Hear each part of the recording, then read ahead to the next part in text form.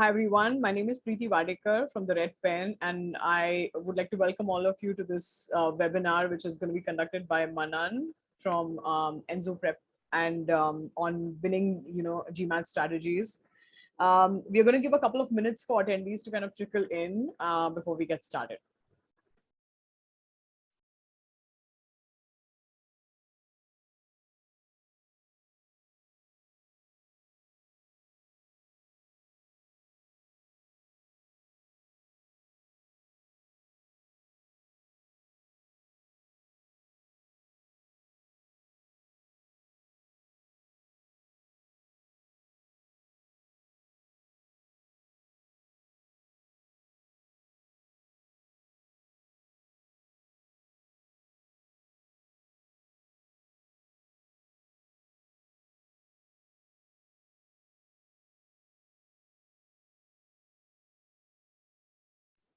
Will we get started? Would people who are joining in, would you like to share? Where are you joining in from, India or anywhere else? If you're joining from India, which city are you joining?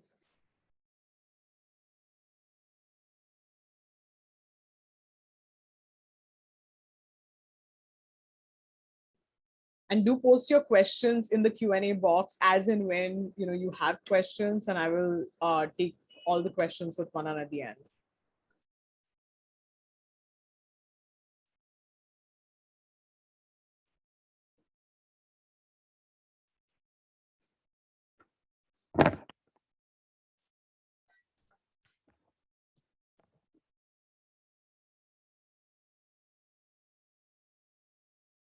Okay, I just understand that participants can't respond, so I don't know where everyone is joining from, but that's totally fine. If you all have questions, the Q&A box is still open, and I think keep posting your questions as and when you have them, and we'll take all the questions at the end.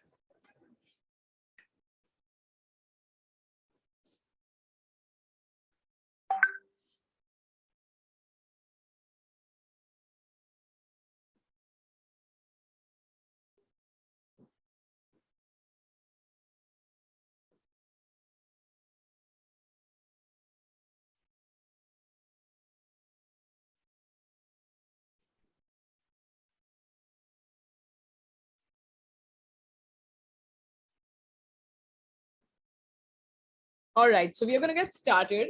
Okay. I see that there are questions already trickling in, but we're going to get started. All right. All right. So let me just present my screen. All right.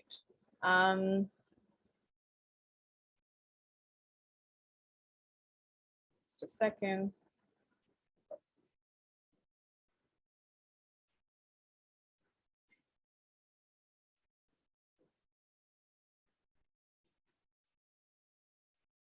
All right.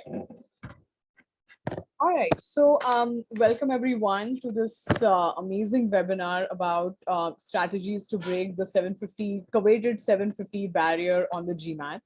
I see that questions have already started coming, and I'm very excited for this. And I'm going to, introduce the Red Pen, and then I'm going to introduce Manan, and then hand over the stage to him. And if you have any questions, keep posting them in the Q&A box, and we'll take them at the end. Okay. All right. So about the Red Pen, Red Pen has been in higher education consulting, industry for about 10 or 11 odd years now. And we work across undergraduate, early advising, boarding schools, postgraduate programs, as well as MBA admissions. This is all admissions consulting. And, about the MBA admissions consulting specifically, 95% of our applicants have received offers to their top choice programs whenever they have worked with us for at least 5 schools. About last cycle alone, we saw close to $1.5 million in scholarships. That number has actually changed since we put these slides together. So I'm very happy to share that. 100% applicants have received interview invites from at least one program, right? We do support applicants on schools that they apply independently, irrespective of whether that's a part of what they sign up with us or not. And 98% of applicants apply to top global 25 programs. These were our results from the 2020, 2021 cycle. And if you see the results are pretty much, the same, in the 2020, 22 cycle as well. We're looking at top 25 programs across US and Europe. So in today's conversation, I think we have Manan, who's the founder and CEO of Enzo Prep. To introduce Manan, he is a highly rated and a very sought after GMAT and GRE trainer in India. But he has worked with, over 9,500 students across 25 countries. When he took the GMAT first time himself, he did share that he, on the first attempt itself, he scored a 760. And he said, this is something I can, share with many students. And he has been doing that for a number of years now. He's the only GMAT trainer in Asia to have helped students achieve the elusive perfect verbal score. One student, in fact, scored about 800 on 800. His former students have been admitted to all top business schools, Harvard, Stanford, Wharton, Kellogg, Fuqua, Yale, Stern. Locally, there's also ISB, IIM, all the ABC, IIMs. There's in INSEAD, MIT, Columbia, so all these top schools, right? He and he has an unmatched record of producing 740 plus scores. So I will, before I hand over the stage to Manan, I do want to share that it has been very challenging for Manan to cram all the amazing information that he has in just about 30 minutes, before we take on questions. So probably this may go on to about 40 minutes or so, 40, 45 minutes maybe. But I do want to share that, he does demo sessions which are way longer and which will cover all the topics of GMAT in greater depth. So I do encourage you all to kind of reach out to him directly after this webinar. If you all need more details on very specific topics on quant and sentence correction and reading comprehension and all of that. Yeah, so I'm going to stop sharing and I'm going to hand over the podium to Manan.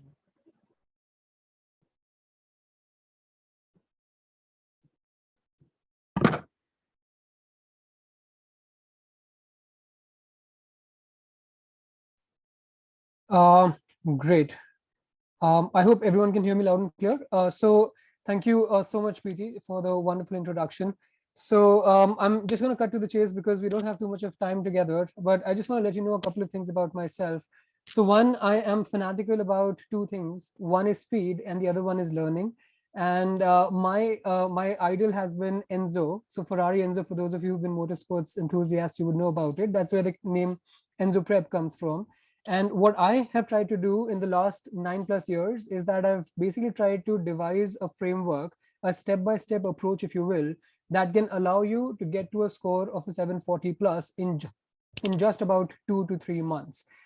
It's not going to take too long. People have very wrong notions about how long it takes to get a high score. We'll try to bust those myths today in the session.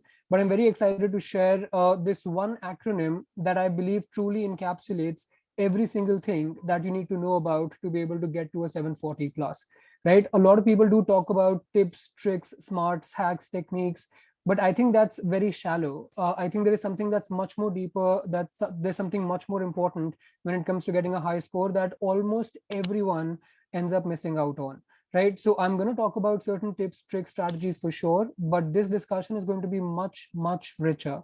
So let's just quickly get on with the acronym. So no prizes for guessing who came up with this. So I've named this acronym R.A.C.E.C.A.R, and these are certain traits, if you will, that allow you to be able to get to that high score of a 740 plus. Without them, no matter how hard you practice, no matter how many questions you do, no matter how many resources you utilize, you will find yourself hitting a plateau or a ceiling, and it'll be almost virtually impossible to break through that ceiling except without taking into account these things. So let's get started.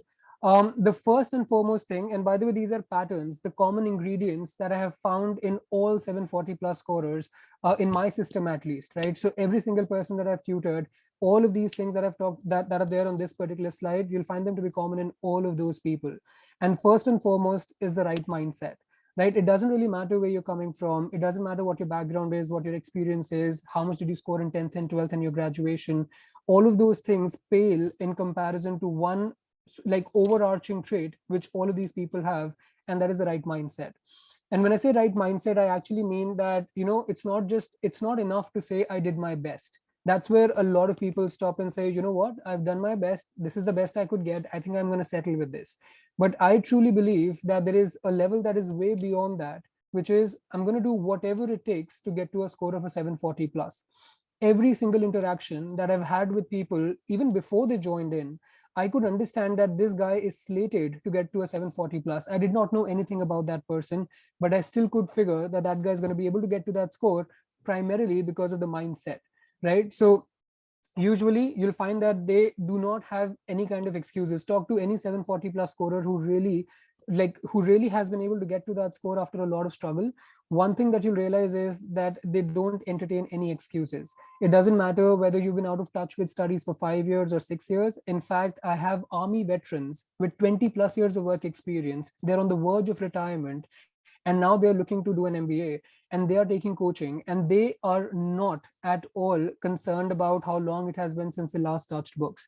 They have that right attitude that tell me what I have to do, I'm going to do it, and I know I'm going to crack it. There are no second guesses. So no excuses about background, about years of work experience, about skills, about college, about schools. None of that really matters. Secondly, you'll find that all of these people are extremely tenacious, right? By tenacious, I mean that they do persevere when it comes to getting to a score of a 740 plus. It's not that, they've been at it for about 3 or 4 days. If they're not able to see any improvement, they're just not going to let go of it and say, okay, it's time for me to take my exam and be done with it. They are actually going to persevere. They're going to go through the grind that it takes to be able to break past that score of a 740. It's not easy, obviously. I mean, if it were, then anyone would have been able to get it.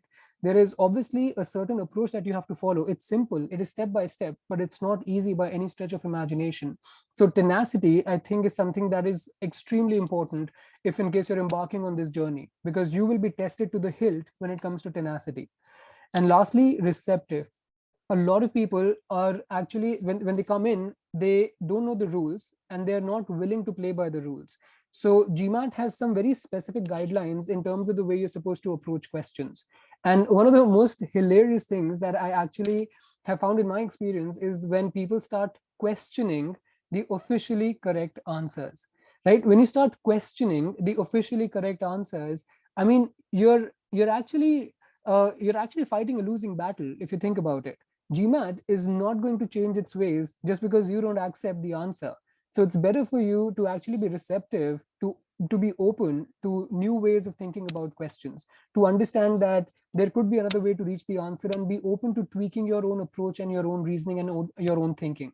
And trust me, this is one mental block that has kept the brightest of students I've met at a certain level and not allowed them to go past it, because they weren't willing to take an honest look in terms of where they're going wrong. They were just too fixated with the reason or the approach that they had used to get the answer, and it obviously got them a different answer altogether. So first, learn the rules, and second, be willing to play by the rules. That's extremely important, and that again comes from the mindset. There is no skill involved here.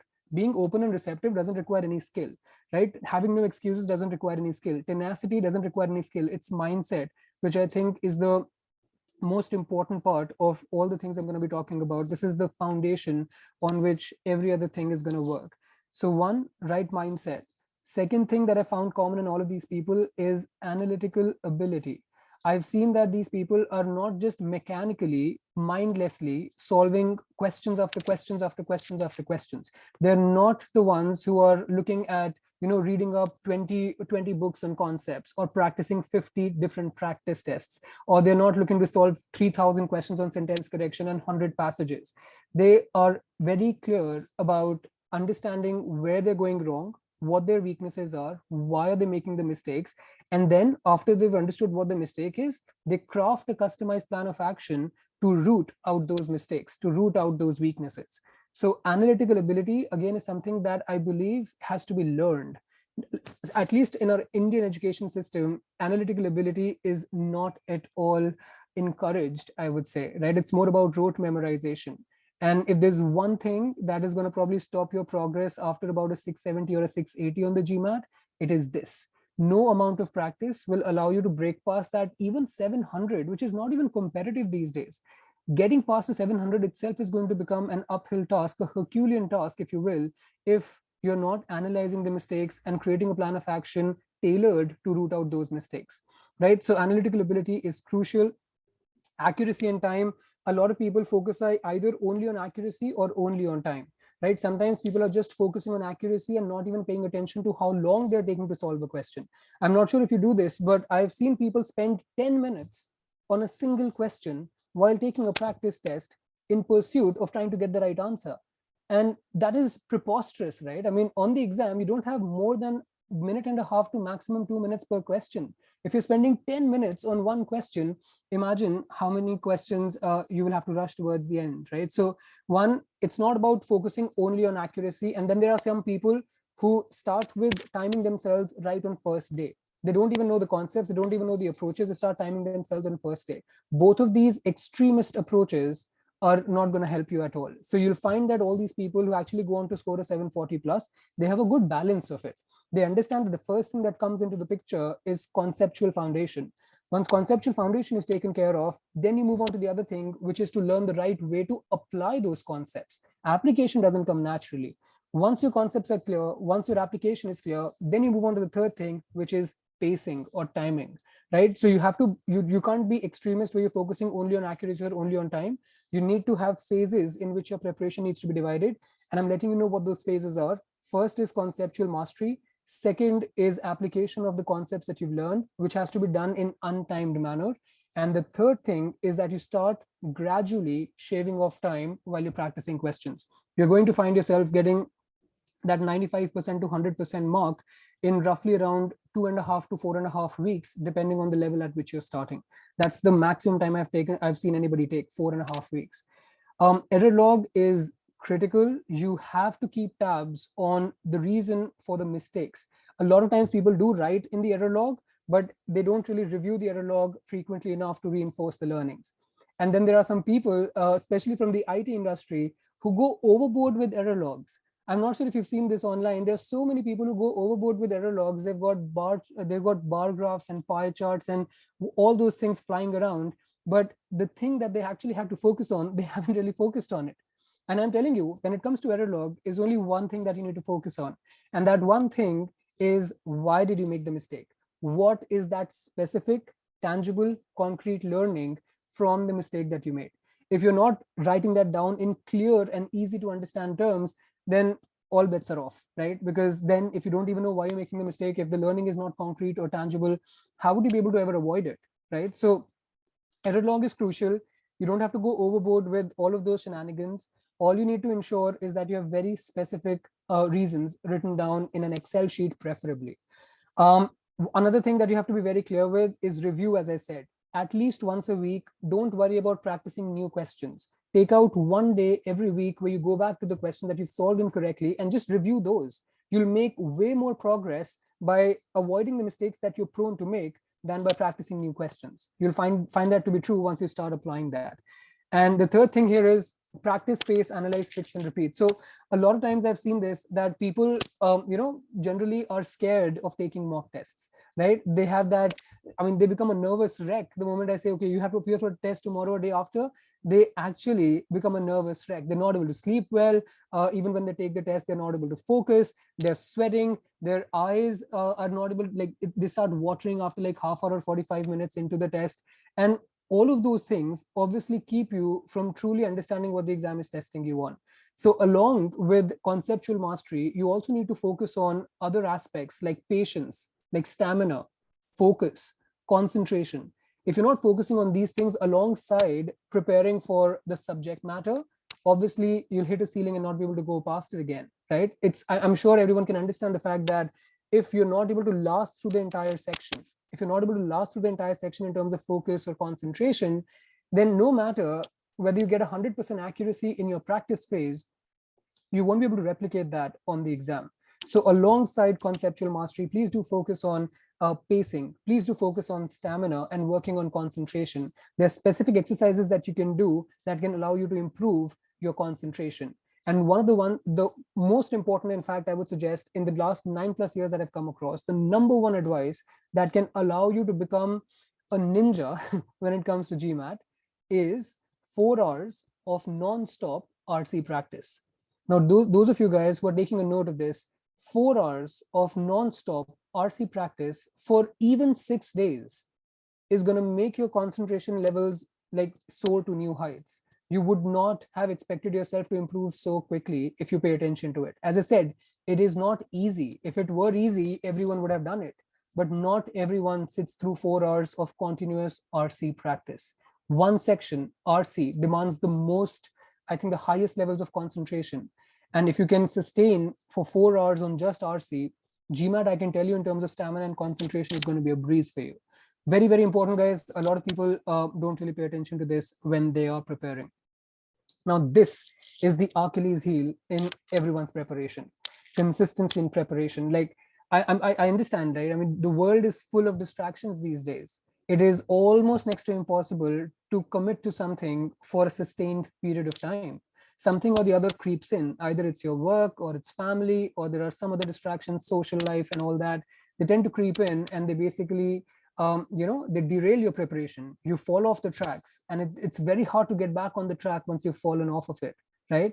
And it's like, when I think about consistency, I think the number one thing that you lose if you're inconsistent is momentum, right? The second point that you see here on the slide, this is critically important. People know momentum, but I'm telling you, on the GMAT, I don't think there is anything in terms of traits that's more important than really developing the right momentum in your preparation. Like, think of a giant flywheel. When you think of a giant flywheel, think about how much of effort would go into rotating that giant flywheel just once, right? If you have to rotate it, for the very first rotation takes the maximum effort. But if you were to keep at it, the second rotation won't take that long. The third rotation will in fact take less effort. Fourth will take even less effort. After a point in time, it becomes habit, and you're able to, without even exerting too much of effort, make a lot of progress. That is only possible with consistency. Think about rotating that flywheel once with all the effort, all the might, taking out so much of time from work and your life, rotating it once and then not studying for 3 to 4, 5 days. That flywheel is going to come to a standstill and you'll have to start all over again. That's why even after months of practice, I see that people feel they're still back at square one. They haven't really made any progress. And it's true. I mean, it's absolutely possible if, in case you are not consistent in preparation, take out a minimum of 2 hours every single day. Every single day. When I took the exam for the first time, I was working in a consulting firm. The days were erratic. I was working around 14 to 15-hour work days. I have never been a morning person myself. I used to make sure that I get up before leaving for office. Even if I had like 1 to 1.5 hour block in the morning before leaving for office, that was way more productive than coming back from the office and studying. Because after a long day at work, no matter how diligent, sincere, and willing you are, when you sit down to practice, you're just not productive, right? And whatever you might accomplish in 4 hours after office, you might be able to accomplish the same thing in about 1.5 to 2 hours in the morning. So I wasn't a morning person, and most people I meet are not morning people. But if you can actually get into the habit of getting up early just for 2 to 3 months, I'm telling you, the results are going to be remarkable. So muscle memory is not possible without consistency. So when it comes to approaches, until the approaches become a part of your blood and bones, until you internalize them to the extent where you don't have to think about them and you're able to apply them on the exam, until that happens, the results are not going to be spectacular. So muscle memory means that you look at a question, let's say it's an assumption question, or it's an RC passage, or it's an inequalities question in quant, or it's a problem solving question, any problem solving question. The approach has to be instinctive. You look at it and you will be able, you know the approach, you just get at it, you get the answer and you move on. If you have to rack your head on the exam, really forcing yourself to think of the right approach to answer the question, I'm sure you can understand it'll be curtains for you on the exam, simply because you'll end up taking way too long to answer the question. And GMAT is brutal with penalties, brutal. If you're not pacing yourself, then obviously there is no way you'll be able to finish the test on time. If you don't finish the test on time, your score's going to tank. It's going to tank like crazy. And this has happened with so many people just because they couldn't pace. And pattern recognition is again supremely important. GMAT is a pattern-based exam. GMAT is a pattern-based exam. You will not be able to connect the dots between various topics and various questions if you're not consistent. If you're studying sporadically, if your approach is scattered, and I'm sure it's anyone's guess that if you're studying on Monday and you're studying on Wednesday, and then you again study on, let's say, next Tuesday, the 4 to 5 days gap that you have is going to make it impossible for you to connect the dots with what you've done before. And if you're not able to connect the dots, then it will basically be an endless cycle where you'll kind of keep solving more and more questions, and you'll basically hit a plateau and not be able to cross that. Pattern recognition is supremely critical. If you are able to nail this one thing, pattern recognition, understand the various patterns that the exam tests you on, you'll be able to get to a high score in a very short span of time. You do not have to solve ungodly number of questions to get there. Next thing, eliminate intuition. I think after analyzing over, I don't know how many thousands of questions, it must have been more than 40, 50,000 questions easily. After analyzing all of these questions, if there's one thing that I've been able to understand about the GMAT, it's that the test makers, I think, are either incentivized or they're given a clear mandate that you need to make the wrong options intuitively appealing. I think that's a clear mandate that's given to all test makers. They have to write questions in such a way that the wrong options should be intuitively appealing. Now, for people who tend to pick the options based on how an option sounds to them, how an option looks to them, how an option feels to them, how an option tastes to them, if they're basing their answers on such subjective reasons, obviously they'll play right into the trap. They'll fall right into the trap. So you have to eliminate intuition completely. Please understand, intuition is again something that is probably the number one trap that's there on all sections. And it's not just verbal here, it's also for quant, for data sufficiency, problem solving. If you were to assume that, let's say, the information given to you in the question is about integers, and that's what you that preconceived notion is what you carry into your approach, obviously you'll end up getting a different answer altogether. So it's the number one trap, I believe, that is there in about 70% of the questions on the GMAT. Now, to eliminate intuition, you can't eliminate it just by saying, okay, I'm not going to use it. Just because Manan came one fine day on a webinar and told me not to use intuition, I'm not going to use intuition. Obviously, it's not that straightforward. The number one thing that you have to keep in mind if you want to eliminate intuition is that you need to have very strong conceptual mastery. You need to have very strong conceptual mastery, because if there are gaps in your understanding of a concept, then the only option that you'll resort to is intuition, because you don't know why the wrong ones are wrong and you don't know why the right one is right. So strong foundation is imperative if you want to eliminate intuition. That's the first thing. First thing, strong conceptual foundation. Once you've done that, then the next thing is to force yourself to apply those concepts. A lot of the times people are too quick to check the solutions. They're not willing to rack their head or apply themselves on questions. The moment it's been around a minute and a half on a question, they feel, okay, I might as well just give up on it and check the solutions and be done with it. But trust me, you cannot learn application theoretically. You can't learn the application of concepts theoretically by solutions feeding the reasons to you. If you're waiting for the solutions to feed the reasons to you and not really taking the time to apply what you've learned on your own, again, it will basically become a never-ending cycle and not be able to break past it. All 740 plus scorers, the number one thing that I train them on whenever they enroll is that you need to be completely objective in your reasons for elimination. Objective, it has to be rooted in either concepts or certain preferences that are specific to the GMAT, and not something that you feel could be right or could be wrong. That right there is a red flag.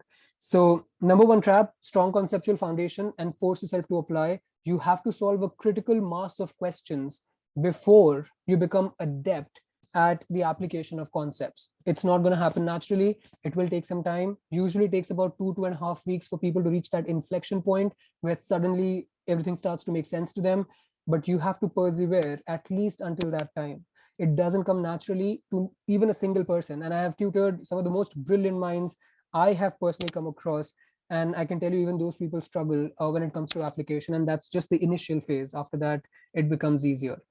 Next is customized plan of action. Now, for this, a lot of the times, I think we all are in the habit of, saying that I'll order what the other person is having, right? That's generally what sometimes people tend to do when they walk into a restaurant. I'll order because that looks very tempting. And, my friend got a 740 using that particular plan of action.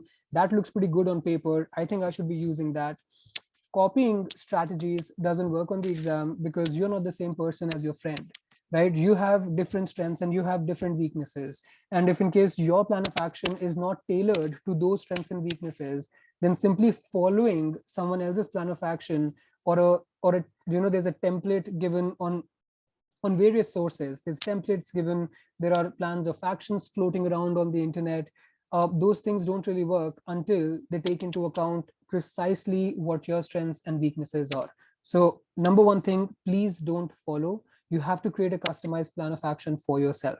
And that plan of action has to be target oriented. What I suggest that you do is that you must have a daily plan of action. How many questions would you solve? From where would you solve those questions? And how would you solve those questions? So one is number of questions. Second is from where would you solve those questions? And third is how would you solve those questions? You'll use to crack those questions, right? So you have to have a targeted plan of action, daily plan of action if possible. That can be a game changer for you. If you know precisely what you need to get done every single day, then you don't have to really waste your time strategizing unnecessarily. You can just focus on execution. Just execute, execute, execute, take a mock test, analyze, fix whatever you think is missing, and then you again take a mock test and again do the same thing. So it has to be target oriented. There have to be certain milestones and benchmarks that you need to set in your preparation. Very, very important. A lot of the times people just feel that, okay, I just need to solve 200 CR questions. No, that's not a target oriented approach. You need to know what is the time per question that you need to hit. You need to know what is the accuracy you need to hit. You also need to know what specific question you need to solve. Is it assumption? Is it evaluate? Is it strengthen? Is it weaken? Is it flaw? Is it boldface? Like, what specific question are you looking to improve on? Please, the more random you are in terms of your approach, the more difficult it's going to get to make any headway. So very targeted, very pointed, very precise as to what is it that you're trying to improve on. So don't follow. You have to have target oriented study plan, preferably a daily plan of action for the next 2.5 to 3 months. If you're starting from scratch, if in case you are a retaker, then you could have a plan of action that could be just about a month or month and a half, and you should be good to go. Test taking strategies. Now again, like, people feel there's one blanket answer to this. There are people who come to me and they ask me that, okay, Manan, should I be taking the test at home or should I go to a test center and take it? Okay, Manan, tell me, my friend actually took verbal first and then took quant. Is that the order I should follow? And you understand that all of these things are very personal. For somebody who's weak in quant would not benefit by starting with quant later. Ideally, and again, it's not something that works for everyone, but for most people, this is what works, that you start with what you're weak at, because you're more attentive, you're more focused at the beginning of the session. So invariably, you're able to make some headway, right? So if you start with your weakness first, that generally for about 80 to 90% people pays off very well. But for 10%, it doesn't pay off. So they might have to experiment and take verbal first if that's their weakness. So the other thing, when you talk about whether you should take the test at home or should you take it at a test center, now that kind of depends on where you're coming from in terms of test temperament. If you historically have been, let's say, not a good test taker, let's put it mildly, if you've not been a good test taker, that you get fidgety at the thought of a test, you become nervous at the thought of a test, then you are better off taking the test at home. And in case you think that you're confident in your ability to perform in real time pressure, and you don't have to like worry about the hassles that go into arranging all the logistical stuff if you have to take the test at home, then you're better off taking it at the test center, right? You don't have to worry about all those logistical issues. You can just simply focus on the test at the test center. The environment is such that it really, really like sucks you in with respect to focus. I've seen people at home, they're not able to focus because they're in their comfort zone. But at the test center, because the environment is such, and environment is always bigger than ourselves, they're able to focus a lot better. All right. So that was a quick roundup of the last thing. Now, avoid these traps. These traps are the biggest time suckers when it comes to students preparing for the GMAT. And I understand most of you guys might be working and you might not have a lot of time in your hands. So I just want to let you know what is it that you must avoid with these points. Number one thing that you must avoid is this erroneous notion that more is better. I think we all have been subjected to this indoctrination ever since school days, that, you know what, if you want to get a high score in 10th and 12th and graduation, that you should just basically solve more and more questions, you should read more and more concepts, and you should take more and more tests. But I'm telling you on the GMAT, more is not necessarily better. In fact, I'll tell you, one of the most surprising things that I have found in my entire experience, one of the most surprising things is that each and every 740 plus scorer, and there's not even a single exception in this, each and every 740 plus scorer has not felt the need to exhaust the content. Not even a single 740 plus scorer has felt the need to exhaust the content. What they are focusing on is deliberating on the question, really trying to squeeze out every ounce of value there is in questions, practicing the right resources, analyzing, fixing, and again taking tests. If you're following that particular approach in exactly that order that I just mentioned, you'll find yourself making a lot more headway than just simply, mechanically and mindlessly just solving more and more questions and reading more and more concepts and taking more and more tests. More is not better. Avoid this. This is the biggest time sucker. The second thing is that official guide only. Now, I know this might sound blasphemous to some people because, official guide is obviously taken as the Bible in the GMAT circle. But official guide, honestly, is, let me put it this way, it's inadequate when it comes to getting a 740 plus on the GMAT. And the reason is, it doesn't just challenge you enough. Official guide is filled with such easy questions that you just don't get challenged enough. And on the exam, the moment even one difficult question pops up, you are thrown off your game. So official guide is good if in case you're just starting out, but please don't bank on it if you're truly serious about getting to a 740 plus. You need to hunt for some really good 750 plus level questions online and practice those, the ones that challenge you, the ones you're able to answer without even paying like complete attention to them. Trust me, they're not really doing any kind of good to you. So official guide is good for starting, but don't bank on it. It will fall woefully inadequate. The next thing that is again a biggest time sucker is that we're drowning in free information, right? We're drowning in free information. And I know people, they're just so confused. They're just not clear whom to trust. Should I trust this trainer? Should I trust that coaching institute? Should I trust this forum? Should I trust that expert? And I understand, because if I kind of veer my, like when I kind of do something new, I am faced with the same dilemma. Whom should I trust? So first and foremost, before you actually embark on this journey, take 1 week to 10 days and do your due diligence. Take 1 week to 10 days and do your due diligence, where you actually understand who is that one person or what is that coaching company that truly understands what I'm looking for. And like I have seen them with their results and everything, and they're doing a decent job. I think I can trust them. So do your due diligence as much as you have to for 10 days and put that deadline. I'm going to do my due diligence for 10 days and I'm going to pick one person, and then I'm going to put blinders on. I'm going to put blinders on and I'm not going to focus on anybody else. I'm going to unsubscribe from all sources and I'm just going to focus on what that person has to say. See, when you start with something new, you are impressionable, right? Anybody can come swinging at you with their opinion and you might get swayed. It's really, really important for you to resist that temptation to just keep hunting for more. Go for one person, go for one company, and just stick to that. Unsubscribe from everywhere else until you have made sufficient headway, until you started getting that 730, 740, where when somebody comes at you swinging with their opinion, you can tell them that, okay, this makes sense and this doesn't make sense. Like, you need to have that kind of foundation to be able to operate with. Very, very important, critical for those of you who are working, because these are things that really, really drain a lot of your time and energy. Next, the right coach. Now, like I somehow find this to be a little surprising myself, that when I look at people like Virat Kohli, when I look at people like Michael Jordan, and I look at people, Michael Phelps, Usain Bolt, these people are, I think you understand, like they're exceptional athletes. Why would they want to hire a coach? And typically, coaches are not as accomplished as these athletes are, but still these people go on to actually hire coaches who are less accomplished than they are. Now, I believe that why they would be doing that, and what I've seen in my own experience, is that you're so into your job, right? There's so many things you're juggling at work and in your life in general, is that analyzing your mistakes objectively and pointing out what those blind spots are that are holding you back is actually sometimes not possible, because you're too much into yourself, right? It happens with everyone. You need an objective third person's perspective to help you understand exactly what is it that you could be doing incorrectly. And this is the number one part of my job. I like identifying the blind spots that are holding people back, exposing it to them, strategizing a plan of action, and trying to overcome those blind spots one at a time.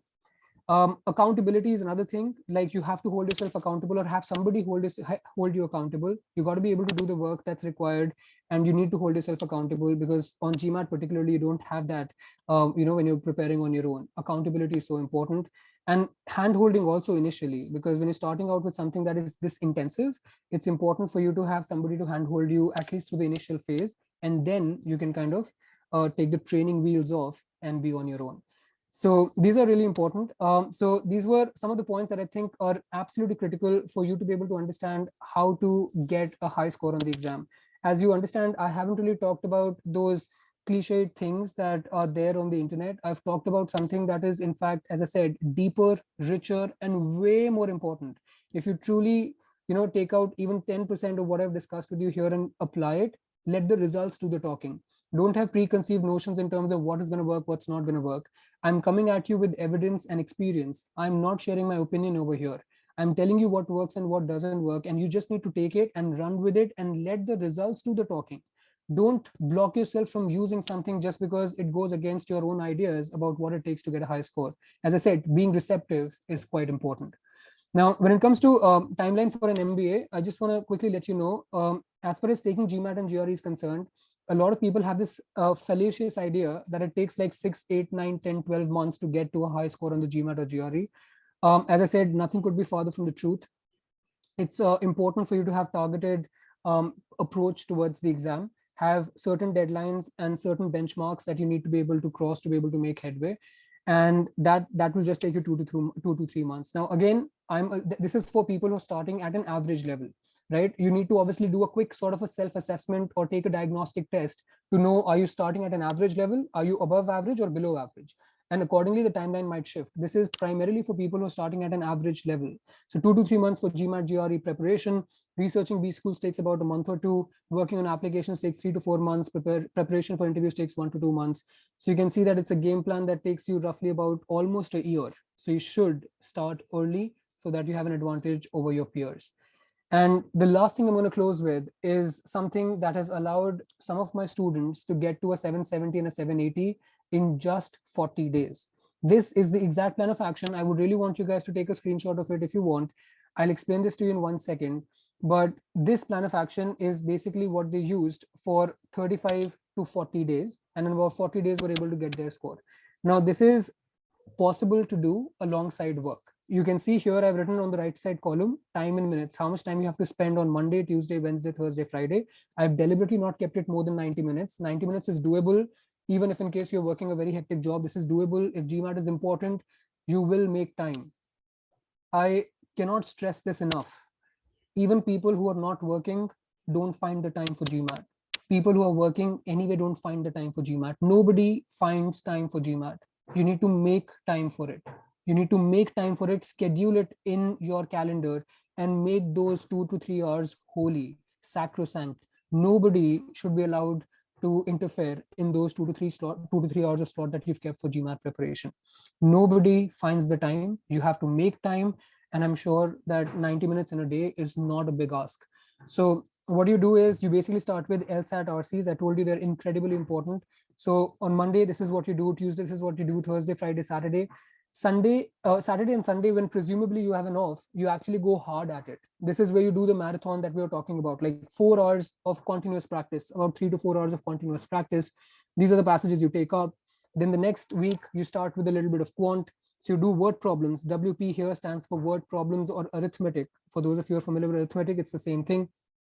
So what you do on Monday is that you take up 2 passages just so that you can maintain the level that you have that you've got in the very first week, right? A lot of times people move on to new topics and they completely forget what they've done before. So important for you to balance the 2 out. 2 passages you must take up every single day to maintain the level. It's not enough to improve your level, but at least it'll be where you were. And then you basically start practicing more of what you're doing that week. So word problems, you take 20 word problems questions. After that, you again on Tuesday take 2 passages, 20 word problems questions. Geometry here is, so this is geometry essentially G1, G2, G3. This will take care of all geometry. So you spend 3 days on geometry, and these are the number of questions you take up on geometry. Saturday, Sunday, you do PNC. This is combinatorics. For those of you who are familiar with combinatorics, this is exactly the same PNC probability.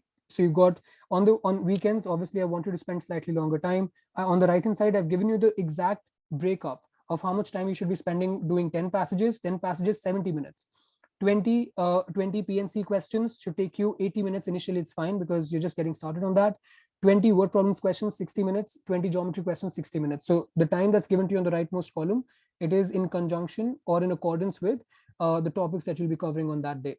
Then on Monday, you start with sentence correction. And one thing that you'll notice as you're taking screenshots is that we are building up on what we've done before. It's like stacking on top of what we've covered before already. So we start with SC the next week, but we still continue doing 2 passages here, and we do 10 mixed bag questions of word problems, geometry, and PNC. These 3 topics were the ones that you covered last week. So you got to take up 10 mixed bag questions from each of these. Move on to next. So SC, this is a practice document that I have, but you can probably practice from other sources if you want. I call it SC latest essentially. So you take up 20 questions from SC latest, 2 passages, 10 mixed bag questions, so on and so forth. Saturday, Sunday, you do a little bit of extra practice. This goes on for about roughly 4 to 5 hours on Saturdays and Sundays. Then you again start with a new topic on Monday, which is stats, and you basically keep building up, right? So I'm sure you get the idea as to how this entire study plan is made up. Take a screenshot of this as well. I think we're about to come to the last slide as far as study plan is concerned. So this is for the next week. We start with inequalities, and then we start with critical reasoning on Monday. And the entire week until Friday, we do critical reasoning. And again, on the right-hand side, all of these times are given in accordance with the topics that you'll be covering.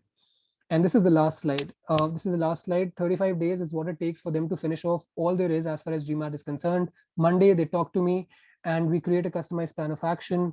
And what I usually suggest to students is that you take 10 days off before your exam. 10 days, like, don't go to work, like just call in sick, make whatever excuse you have to make. Don't go to work for 10 days before your exam, and you give all the time that you have to GMAT, just so that there are no distractions. This works beautifully well even for people who are starting with GMAT preparation after a very long period of time. So Monday, Tuesday, Wednesday, we create a plan of action. They do that. They take a mock test. They again talk to me. After they've kind of scored a 740 plus consistently, I recommend that they should book the exam date. So once they book the exam date, I give them a buffer of around 4 to 5 days to make sure that they're able to refine and polish whatever approaches that need to be polished. And then they again work on the customized plan of action we share. Last day before the day of the exam, they speak with me once again to make sure they're clear on the last minute tips. And then they take their exam on the 46th day. So this is basically what has worked well. This is an actual plan of action I shared with a student of mine, and they were able to get to a 780 with a quant 50 and a verbal 47. Verbal 47 is crazy, right? 99th percentile and more. So I hope you've got this. This is super important. I'm sorry, I think I overshot the time a little bit, did I? So yeah, so I think let's just quickly have an open Q&A session now. Preeti, over to you. Okay, awesome. I think, Manan, that was a whole lot of information. I mean, I found very difficult. I think I'm going to go back and I think pause the video and watch the recording. So do, for anyone on the call, who feels similar to me, overwhelmed with all the amazing information, do watch it on our YouTube channel. The recording, live recording will be available. Now, that being said, I think we do have a few questions. All right. Yeah. The first question is, I'm in college right now, so when should I start preparing for the GMAT? So ideally, you should start as soon as possible, because you understand GMAT is valid for 5 years. So the sooner you typically start, the sooner you can start working on your profile and shortlist B schools accordingly. I have students who are in the first year of college, second year of college, and they can't thank me enough because I counsel them to start early. And so I think the answer to that is as early as you can. Perfect. And, follow-up question to that, though it has not been asked, what we get is, oh, I gave the GMAT a couple of years back, but when I took the test, I sent my scores to X schools, because at the end of the test, you can select schools where you want to automatically send the scores. And then you're like, but what if I want to change my school? So that is perfectly fine. It's perfectly fine. You do get an opportunity to attach your test score and, when you apply as well. So that's fine. We answered that question. The other question is, during a 3-year degree course in commerce, will MCOMs, okay, this is not a GMAT question, but I'll take this. Doing a 3-year degree course in commerce, will MCOM suffice as the 16th year? This really depends, okay, Avni. So if you clear CFA level 1, will that do as a fourth year? No, CFA is a completely different course. MCOM will suffice as the fourth year, the 16th year, but depends on the schools that you're trying to apply to. Not many schools have these requirements. There are only some schools and universities which need you to have 12 plus 4, before you apply. So it really depends on your school selection. Again, I think this is about MBA admissions consulting. If I'm a commerce student, would that imply that without a good work experience, I have a little chance of getting into an Ivy League for an MBA?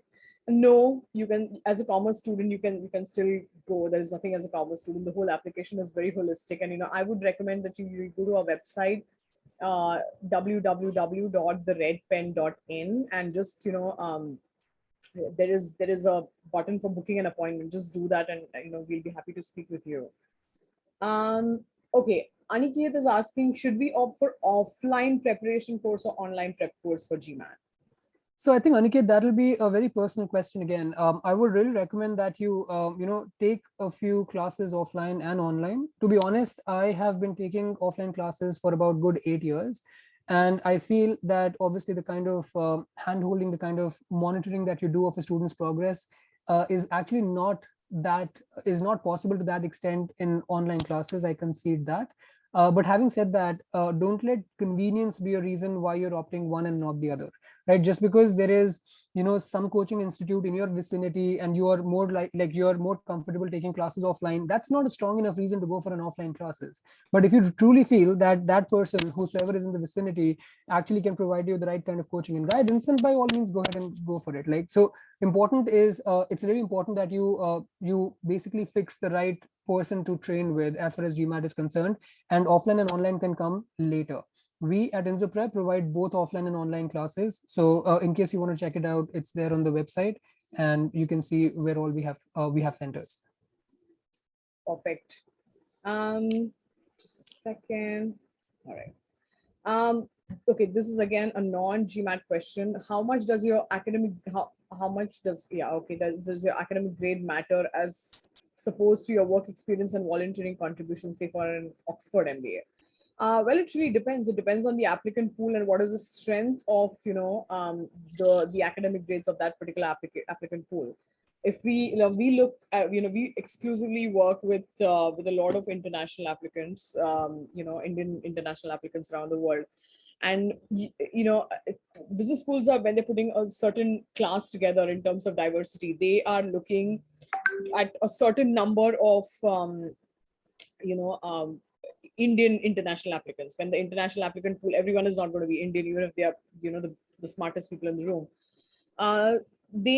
It depends on the academic grade. We had, an applicant who was clearly waitlisted at a particular school, and eventually actually, he got accepted. But when he was waitlisted, he was told that his GMAT at that point of time was lower than the incoming class at that point of time. So it is, do not just go to a school's website and say, oh, this is the average GMAT or this is the average GRE and I will fit in. You will be compared, region wise, you'll be compared to the Indian applicant pool.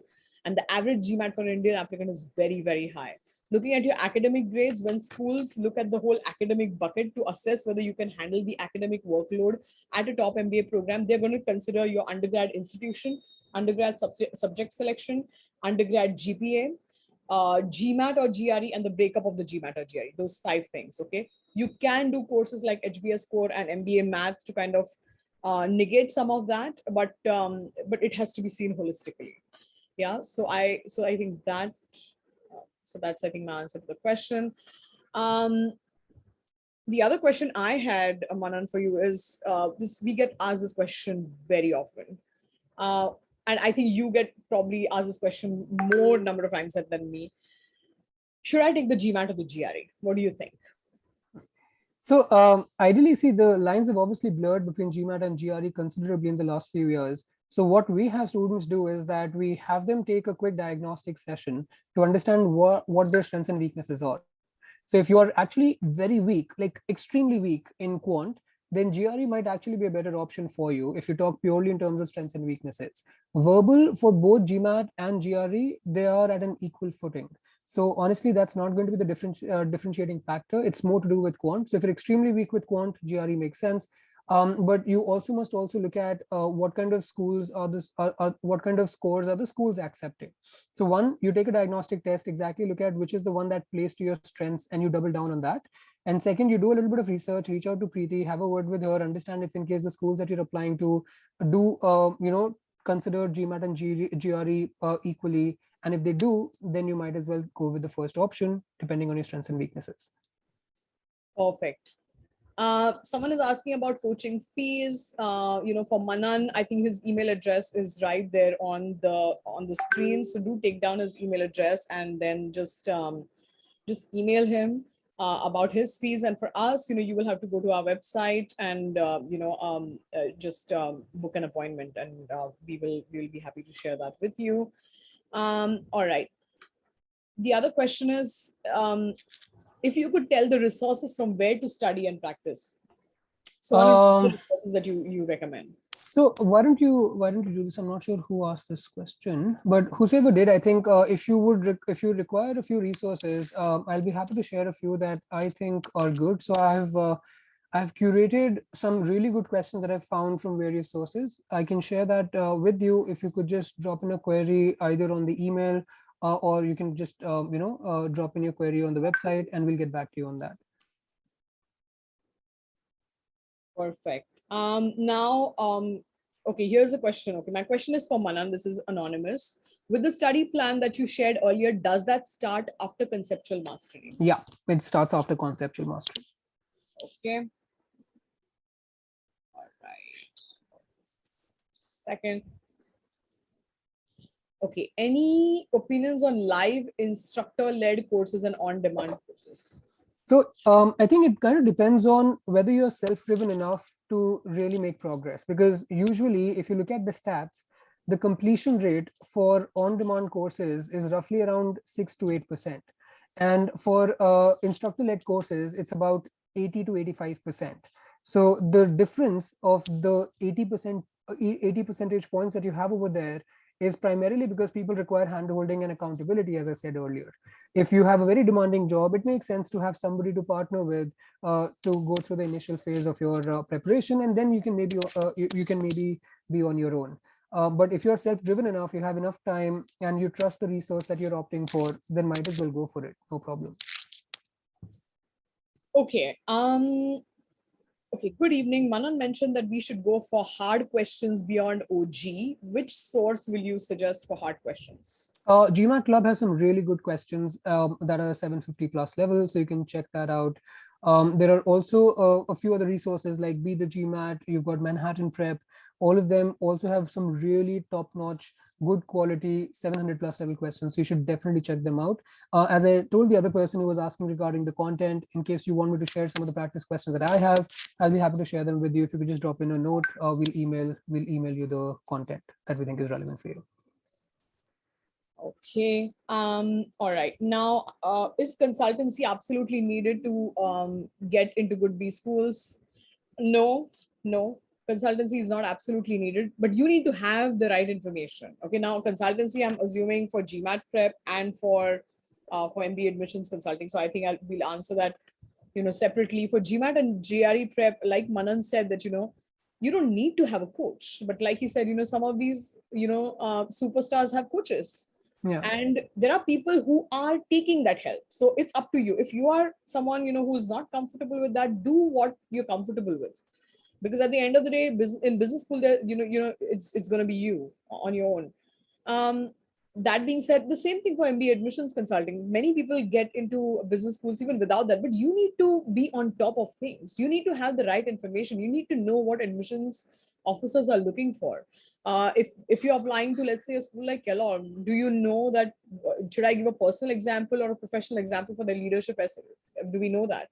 When we're asking about the values question, do we know that, can we write a string of like 14, 15 values, even though those are my values? Or should I write about one or two values? And how should I kind of give examples? If you know these things, and this is just essays, guys, there's just a whole lot that goes into resumes and letters of recommendation, crafting a strong application. So if you're on top of things, there are multiple resources which are available. but you need to be on top of those things. And like Manan said, you need to have a strategy, you need to have a plan of action, and you need to be extremely disciplined on top of it, right? Absolutely. Well, yeah, working with coaches and consultants, they definitely give you a lot of resources, which are already curated, which are researched, so you have the right information pretty quickly. So all you can do is just execute. Correct. Now, this question for you, Manan. In my first attempt, I got verbal 48 and quant 48 and verbal 25. Clearly, my verbal needs a lot of work. My target score is definitely 740 plus. So I just want to know, how should I approach my study preparation? When should I plan my retest, and whether I would be able to make it in time for the first round of applications with my target score? So again, I think it's a very personal question. I'll need to know a lot more about you than I do right now. Just quant score and verbal scores would not be sufficient. I would be happy to get on a call with you. If you could just schedule a call with me. I do good 15 to 30-minute consultations completely free of cost. So you can reach out to me on the website enzoprep.com and schedule a call with me, and we can do that tomorrow. I can guide you with exactly how you need to prepare. I assume now this question means mix of the score. I don't know. I work at a leadership consulting firm. What would be an ideal mix to get into an Ivy League college for an MBA? What do you mean by an ideal mix? I think, is it, do you get that question for GMAT or GRA? No, not at all. Okay, then we don't know what this means. Now the question is, with this virtual tests which are coming in, what do you think, should people take the test at home or a test center? Is there a difference in the scores that you observe? Not at all. There's no difference at all. It's a standardized test, so it doesn't really make any difference as far as scoring is concerned. The scoring algorithm doesn't differentiate whether you're taking the test at home or you're taking it at a test center. As I said earlier in the discussion that I had with you, it primarily depends on, are you a good test taker or not? By a good test taker, I mean, do you get flustered easily or you don't get flustered easily? If there's a curveball question thrown at you, will you be able to take it in your stride and like make a strategic decision to maybe either guess on it if required and move on to the next one without it affecting your nerves? If so, then I think test center would definitely be a better option for you, because at home you have to deal with a lot of logistical issues. I've had people, sometimes the power went off, sometimes the laptop conked off, sometimes Wi-Fi shut off. Like there are these kinds of things that happen at home which you have to be responsible for. These kinds of things you can avoid if in case you're a good test taker and just take the test at the test center.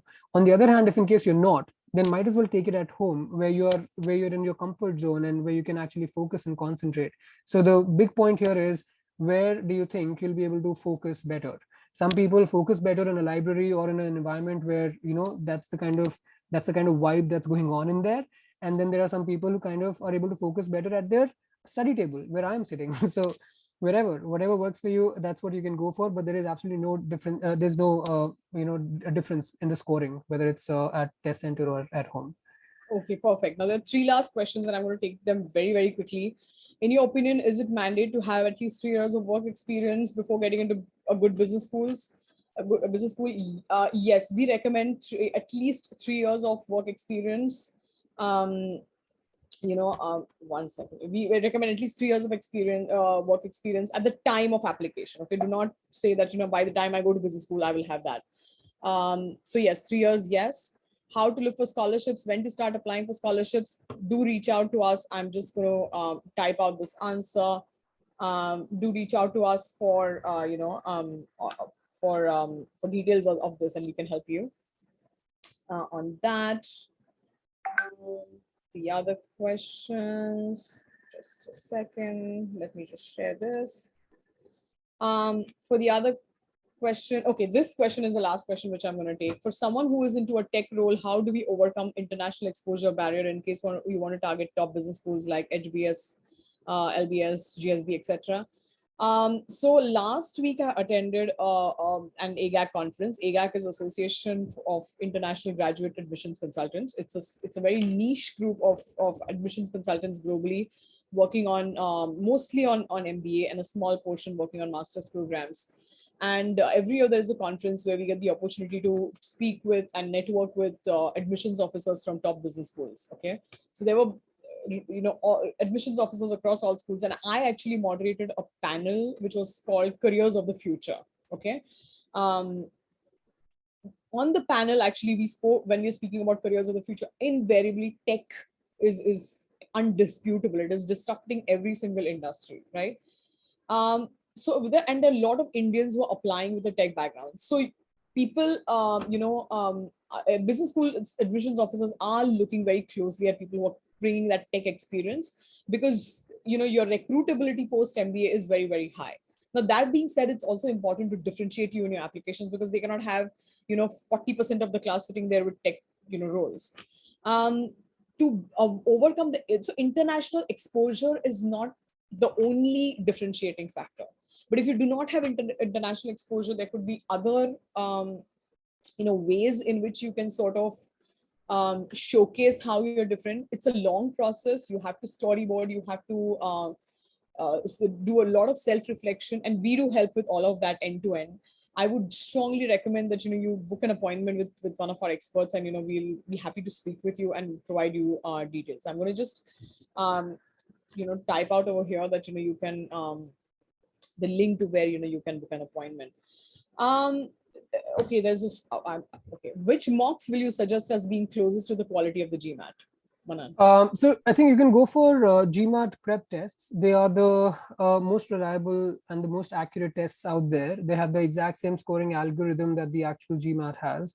But having said that, I think it always makes sense to have another source to go to. So I usually suggest that you should go for the GMAT prep tests that you can get from MBA.com, including the paid ones. There are a total of 6 tests there, and you should go for Manhattan prep tests as well. They're on the difficult side. They're slightly tougher than the real GMAT, but really good practice is what you get out of them. If you can manage like a 740, 750 on the Manhattan tests, usually you'll end up crossing that barrier on the exam if everything goes well. So these 2 test series I definitely recommend. Apart from that, if in case you're weak on verbal or weak in quant, then you might have to do some sectional tests which are available on GMAT Club. But that's basically case to case. These 2 are unequivocally the best test resources out there.